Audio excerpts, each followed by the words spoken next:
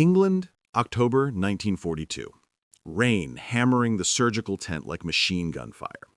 Dr. Malcolm Grow, Colonel Malcolm Grow to be precise, watched another boy die on his operating table. 23 years old, navigator. 4 missions over Germany. His chest looked like someone had taken a meat grinder to it. Grow had been a surgeon for 2 decades. He'd seen every kind of wound the human body could sustain, but these were different. And in that difference lay a question that was going to haunt him. Why are they all the same? The trajectory patterns, the entry wounds, the depth of penetration. They weren't random. They followed rules, physical laws, mathematics written in blood and torn flesh. Outside, engines roared as another formation returned from daylight bombing. More ambulances rolling up, more boys who'd flown into a steel storm over the Ruhr Valley or Hamburg or some other corner of Hitler's fortress Europe. Grow stepped outside the tent, lighting a cigarette with hands that had just held the young man's heart. The rain soaked through his surgical cap. He didn't care. 70%. That's what the preliminary numbers showed. 70% of his casualties shared the same wound characteristics. Not high-velocity bullets, not cannon shells, but fragments, tumbling pieces of metal that had already spent most of their energy before they ever touched skin. And here's the thing that kept Grow awake at night. These wounds shouldn't be fatal. The fragments weren't moving fast enough. They weren't penetrating deep enough. They were just getting through leather, through cloth, through skin. What if there was something in between? That question, simple, obvious, revolutionary, was about to change everything. Let me take you back to August 17th, 1942, and explain how we got here. That was the day America's air war really began. 18 B-17 flying fortresses, the famous Flying Fortress, supposedly impregnable, bristling with 50 caliber machine guns, crossed the channel to bomb a rail yard in France. All 18 came home. The general smiled, the newspapers celebrated. American precision bombing proves invincible. But that mission was like sticking your toe in the ocean and declaring you understand the depths. By October, when the 8th Air Force started pushing deeper into Germany, into the real Germany, the industrial heartland defended by thousands of guns, the casualties started coming. And they came in waves. The medical corps began compiling statistics because that's what military medicine does. It counts, it measures, it quantifies human suffering into data points that can be analyzed. And the data was screaming something nobody wanted to hear. The Germans had built the most sophisticated air defense network in history. Thousands upon thousands of Flugabwehrkanonen, Flak, guns. The famous 88mm cannons that could launch a shell 5 miles straight up, where it would explode with mathematical precision, transforming itself into a cloud of razor-sharp metal fragments. Imagine you're in a B-17 at 25,000 feet. It's 40 below zero. You're breathing bottled oxygen through a mask that freezes to your face. You're wearing so much gear you can barely move. And then the sky around your aircraft starts erupting in black puffs. Hundreds of them. Each one a shell exploding, sending fragments in every direction at supersonic speeds. Your plane is aluminum. Thin aluminum. The fragments punch through it like it's tissue paper. And then, and this is the part that made Grow's mind race, those fragments are inside your aircraft, ricocheting, tumbling, slowing down but still moving fast enough to kill. They hit your crewmates, they hit equipment, they hit you. But here's what Grow noticed that nobody else had articulated. Those fragments had already lost most of their velocity by the time they reached human flesh. They'd punched through the aircraft skin, they'd traveled through air, they'd tumbled and slowed. They were lethal, but barely. The October 1942 casualty analysis laid it out in stark numbers. Approximately 70% of all bomber crew wounds came from these relatively low-velocity projectiles, not high-velocity bullets, not cannon shells, but fragments, tumbling pieces of metal that had already spent most of their energy before they ever touched skin. Chest wounds, accounted for 36% of fatalities. Abdominal wounds, another 39%. Together, torso wounds represented 75% of all deaths. Gross stared at those numbers for hours, days. They were a code, a puzzle, and the solution was staring him in the face. Protect the torso. Stop the fragments. Save the lives.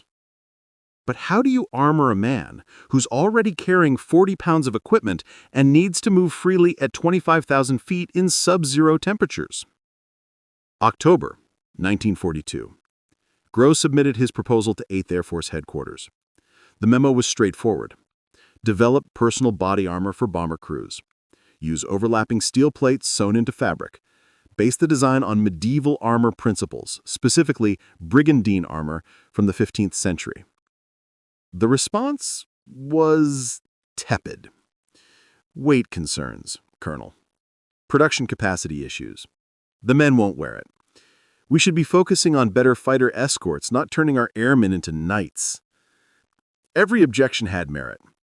Bomber crews already staggered under the weight of their equipment. Parachute packs, oxygen systems, heavy leather suits.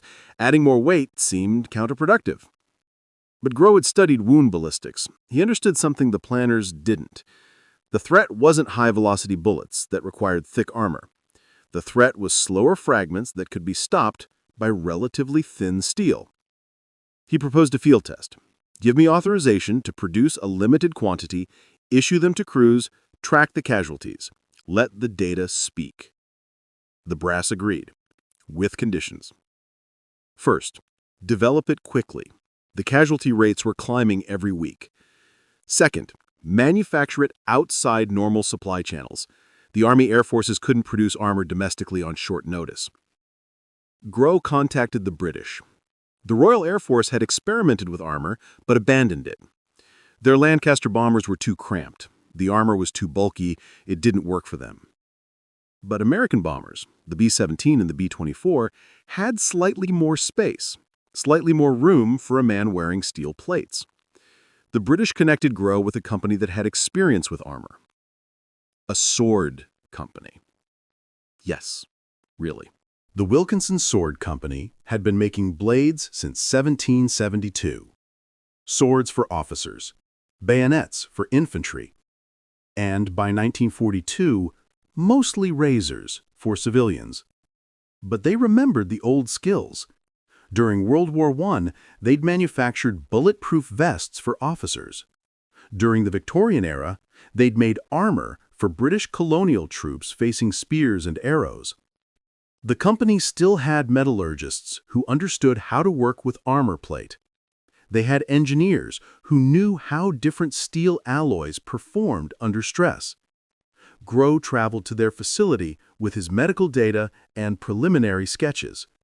What followed was one of the strangest collaborations of the war. A military surgeon and a razor blade company, working together to design medieval-style armor for modern aerial warfare. They went through iteration after iteration, testing different plate sizes, different overlapping patterns, different steel alloys. Each design balanced competing demands: protection versus weight, flexibility versus coverage, comfort versus survival. The breakthrough came with manganese steel. This alloy provided hardness sufficient to stop or deflect reduced velocity fragments, while remaining thin enough, just 1 millimeter, to keep weight manageable.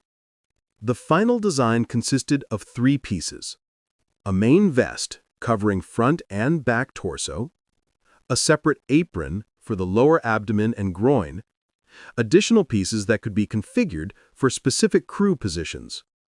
Each section incorporated 2-inch square plates of manganese steel, overlapping slightly, sewn into pockets within heavy canvas backed with cotton. The complete system weighed 22 pounds. Heavy, but not prohibitive. They included a quick-release mechanism, colored cords and fasteners. Pull the red cord, and the entire armor system would jettison instantly, critical for bailouts and emergency escapes. By early 1943, Wilkinson had prototype suits ready for testing, But British production capacity couldn't meet demand. They could manufacture perhaps 100 suits per month. The 8th Air Force needed thousands. GROW needed American production. And that's when things got even stranger. The contract went out to multiple facilities, military arsenals, civilian manufacturers, and, I'm not making this up, the Metropolitan Museum of Art in New York City. The museum's armor workshop became the primary design research facility. Think about that.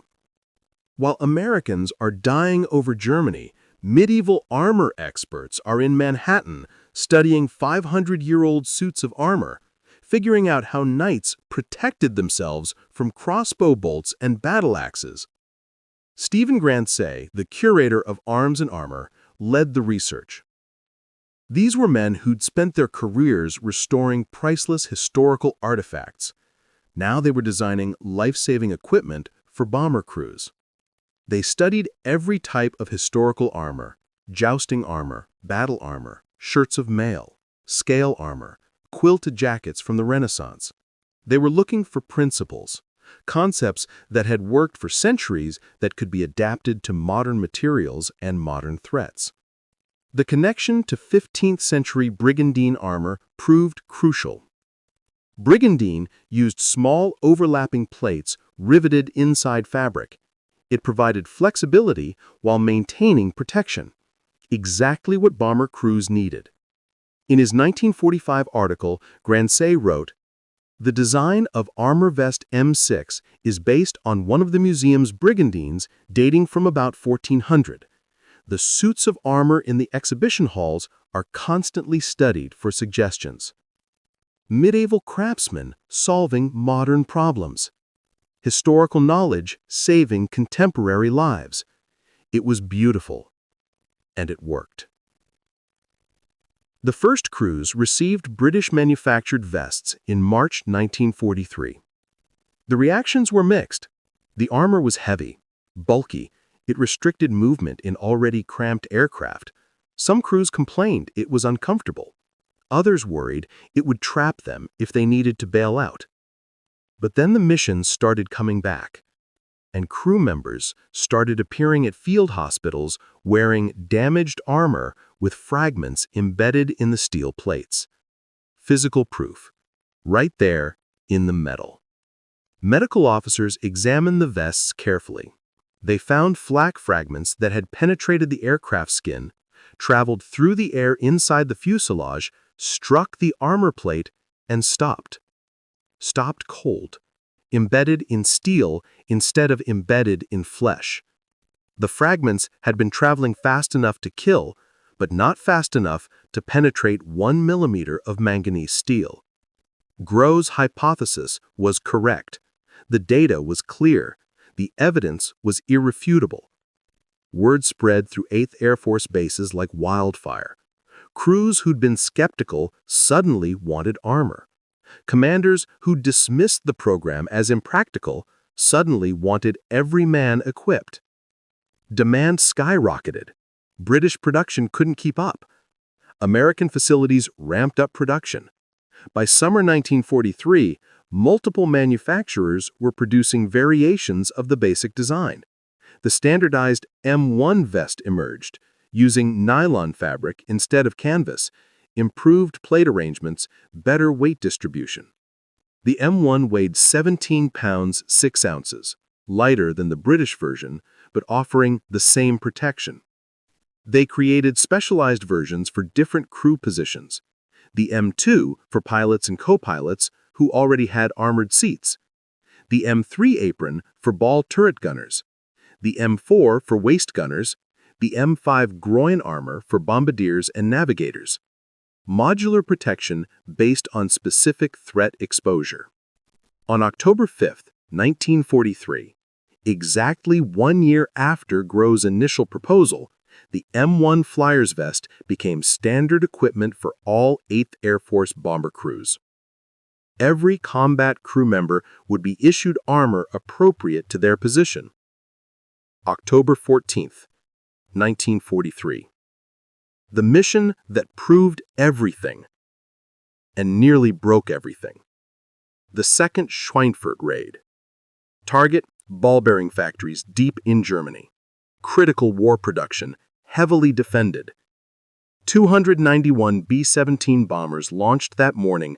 By nightfall, 60 were gone. Shot down. Destroyed. Lost with all crew. Another 17 so badly damaged they were scrapped. 121 returned with battle damage. Over 20% losses in a single mission.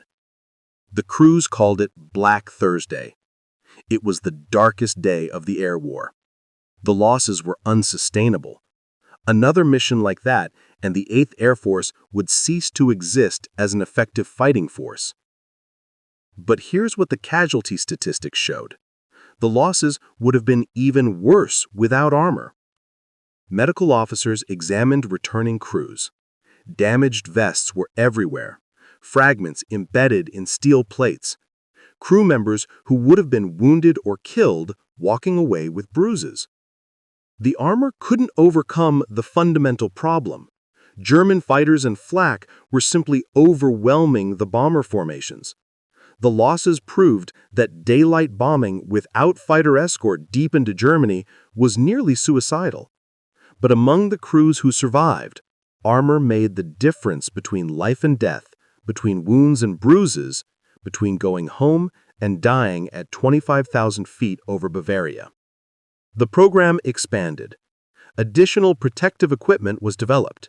The M3 helmet, the GROW helmet, featured overlapping steel strips that could stop fragments that would penetrate standard helmets. By early 1944, as P-51 Mustangs began providing long-range fighter escort, the combination of better fighters and body armor created a synergy that dramatically improved survival rates.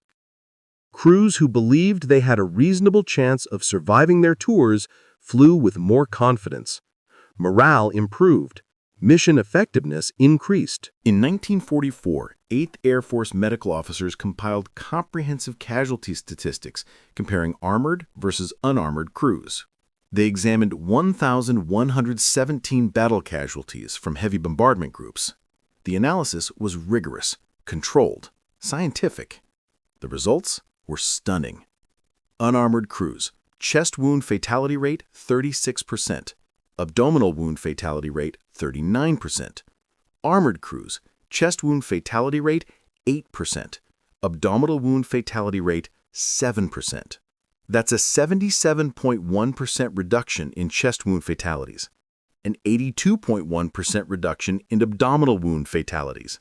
Overall, the study showed a 58% reduction in individuals wounded and a 60% reduction in total wounds sustained. The armor wasn't perfect. It couldn't stop everything. Head wounds remained lethal. Limb wounds continued. Fragments hitting at extreme angles could penetrate through gaps. Direct hits from larger projectiles could defeat the thin steel. But the armor succeeded at its mission, stopping the majority of slower-moving fragments that constituted the primary threat. By war's end, production numbers told the story.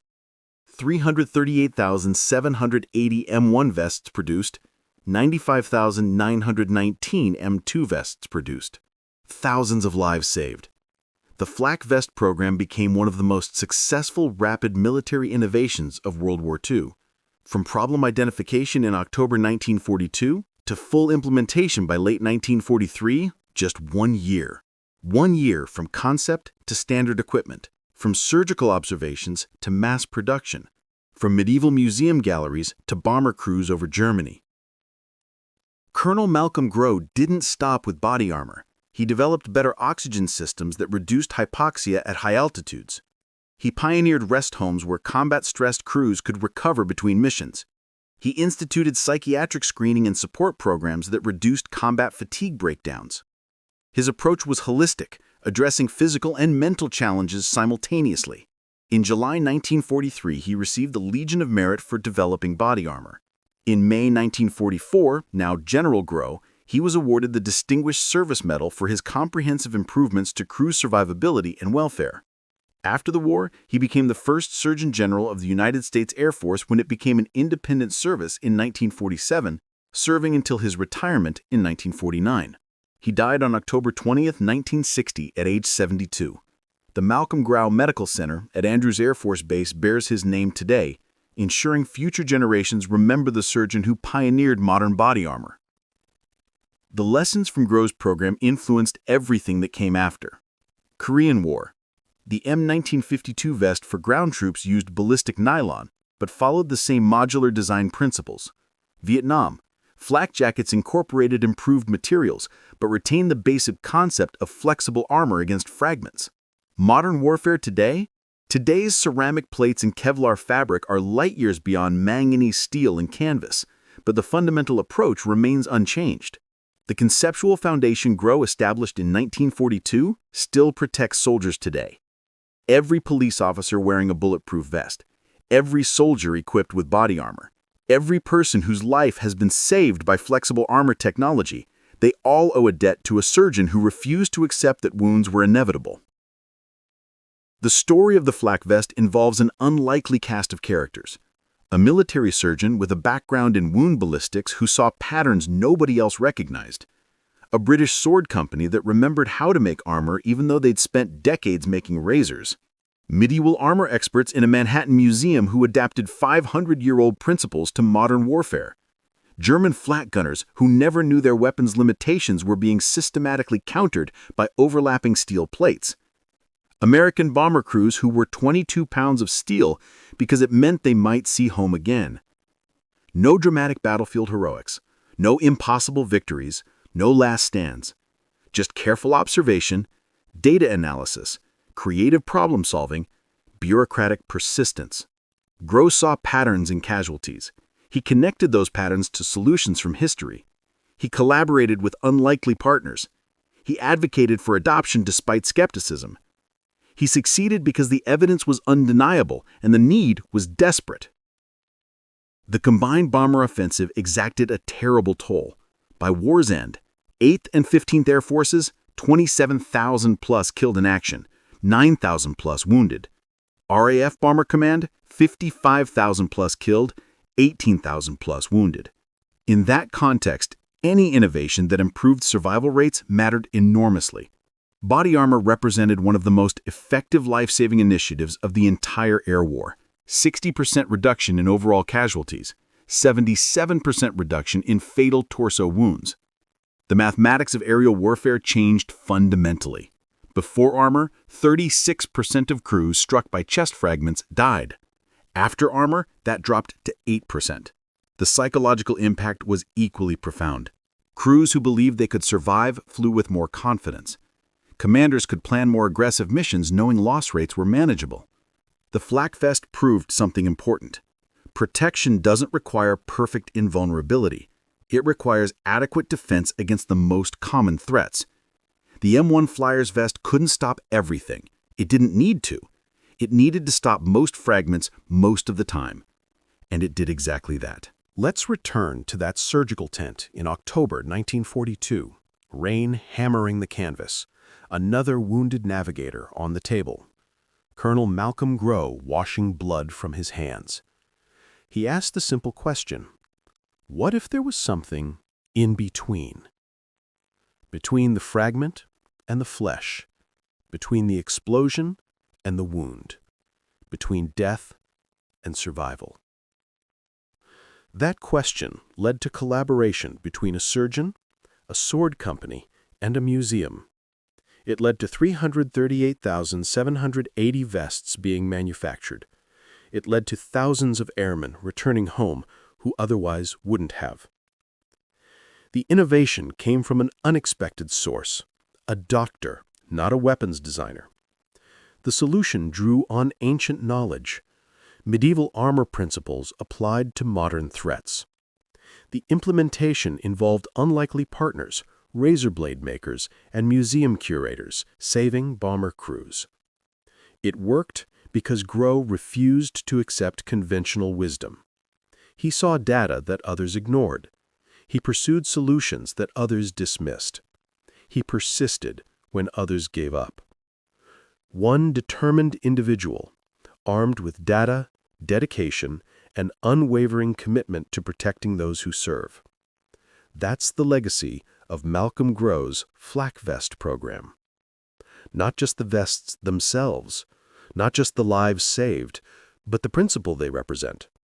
That careful observation can identify problems others miss. That creative thinking can solve challenges deemed impossible. That persistent advocacy can overcome bureaucratic resistance. That collaboration across unexpected boundaries produces better results than isolated efforts. That when lives hang in the balance, innovation becomes imperative.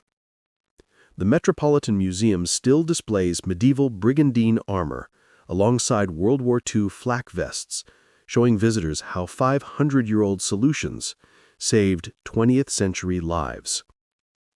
Wilkinson Sword Company histories proudly recount their wartime contribution when they stopped making razors and started saving lives.